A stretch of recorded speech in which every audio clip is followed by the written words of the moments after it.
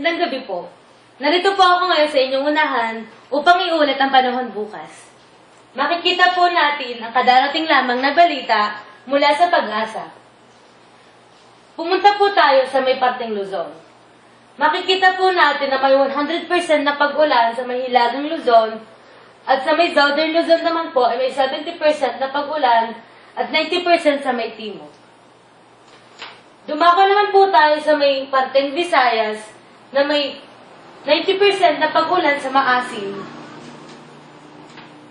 70% sa may parteng Boracay, Iloilo, Catarman, Catbalogan, at 60% sa Cebu, Tacloban, 50% naman sa Tagbilaran at Dumaguete. Dumako po tayo ngayon sa may parteng Mindanao.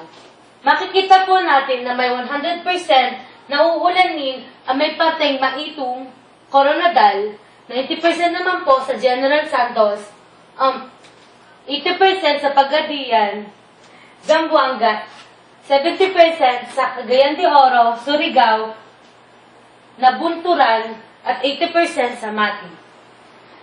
Ang masasabi ko lang po, lagi tayo mag-iingat sa darating na bagyo.